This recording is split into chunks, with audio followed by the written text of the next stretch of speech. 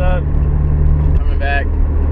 One of my subscribers posted up for one of the things I should talk about was, if I had an RSX, if I could choose 5 things to perfect it, what would I get? And like, what would I buy? Well, be specific, don't just say like, whatever. I was like, yeah, I actually thought about that. That was a really good question. Because I actually thought, like, just to pick 5 things, what could you do to perfect the car? Like, to get it as good as you could with just 5 mods. So actually, I thought about that for a little bit. I was like, that's probably a really good one. Because, I mean, if you were just basically buying on a budget, what would be the things to buy? Well, maybe not on a budget, but if you were just looking for the shortcut way to get your car to a well-rounded thing, what could you do? So, I guess one of the first things I figured, if you just had basically a good, daily drivable, quick, sporty car, basically. And this goes for base or Type S. It doesn't matter. Just either or. It really doesn't matter. So, I figured the first thing you should do is probably get a custom intake. Something like I got on here. If you had that, that's going to pull in a lot of air. So you're good. Next thing I was looking at is probably for 2, I would say probably a custom header. Something big tube, real shit.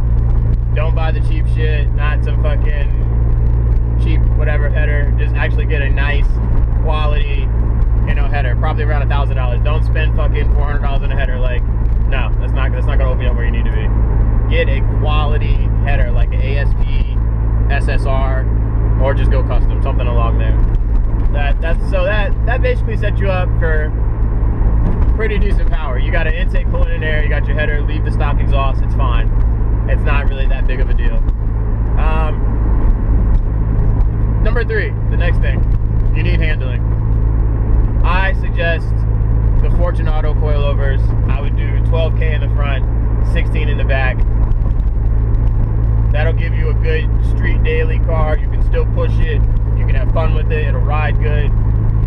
You can track it if you wanted to. Like, you could really push the car and it would handle how you wanted it to handle under those type of situations that you would put the car through. Off ramps, autocross, whatever, daily. It's still good. Though getting something like that, a quality coilover for that price, would be bang for suspension. Like, if you had that.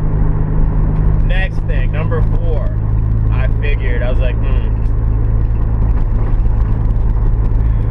I probably was gonna go with like a wide wheel and tire setup. Do like a 17x9, get something meaty on there, like a 245, 255 when I'm running, something real thick and meaty. Like, you want the car to handle on the curves, and basically if you have a skinny tire, the tire's gonna roll over, but if you have a lot of meat on the road, it's really gonna handle. So with that, oh shit, ambulance. Okay, yeah, but if you had a pretty meaty tire on there with the coilovers, the car should handle pretty good. I mean, I would even recommend getting an RPF one. As many people as, those are played out, blah, blah, blah, blah. Everybody has RPF ones. Actually not. Because the problem is, everybody's been saying they're played out for so long now that nobody has them anymore, so they're not very that much. Everybody these days has fucking the XXRs or some fake ass, heavy ass wheels, which really don't do them any good. I mean, I'd rather have the guy with the light wheels. If I'm gonna spend $1,000, I'm gonna get something to make my car faster. I'm not just gonna buy some heavy ass fake wheels. I mean, yo, bro, this is a one-way street. You can't come this way, bro. Fucking drive, VA drivers. That's where it's at. Fuck the feds. Why are there always the cops out, dude?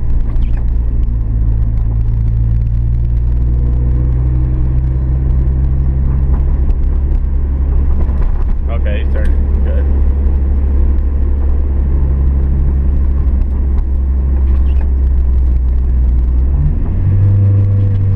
Interstate's closed? I hope not.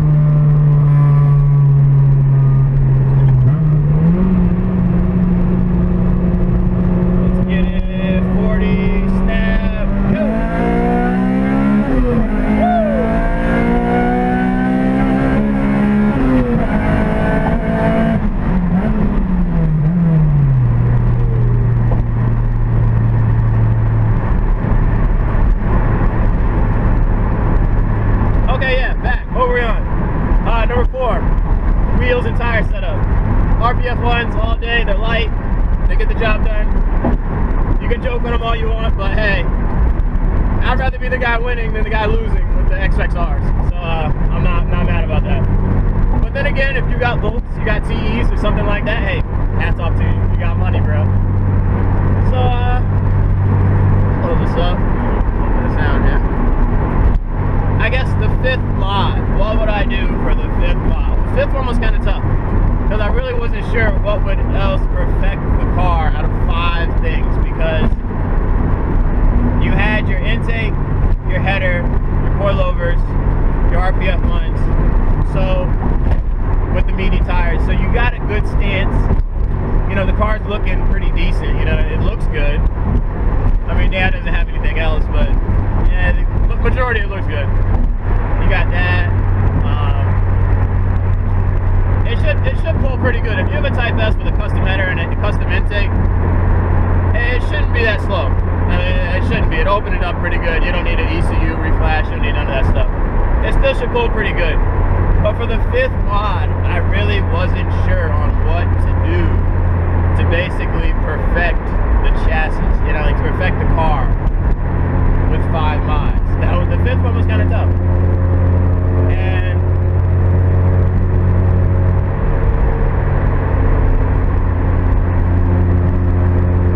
actually, no, let's not do that. Let's say a cop behind me.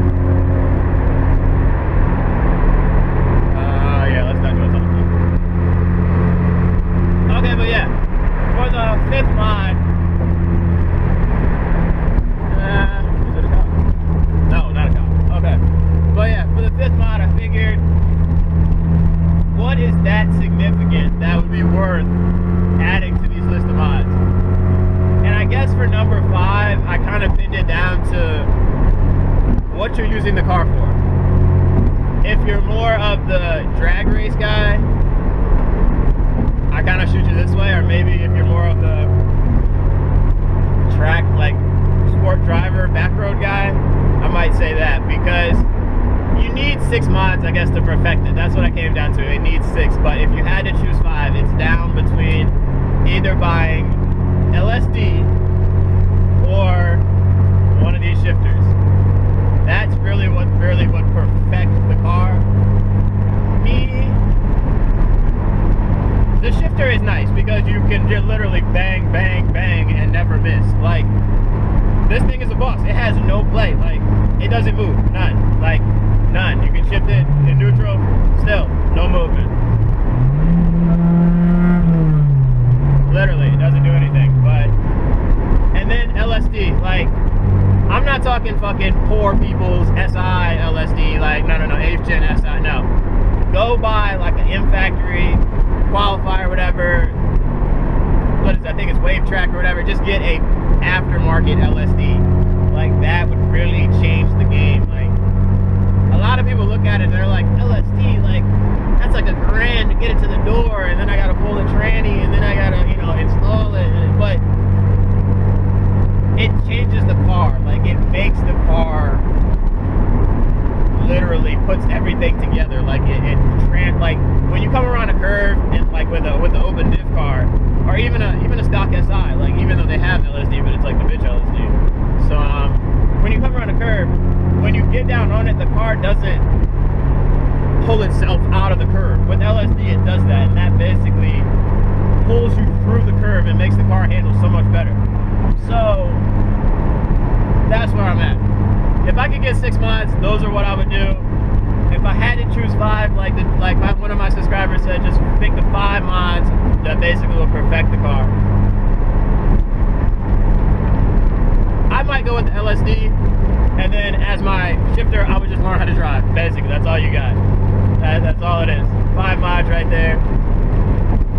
Basically, what did I say? Yeah, 5 mods. We got intake, custom intake, the custom header, the Fortunato coils with 12 and 16, and then RPF ones with a beefy tire, and then I would choose LSD.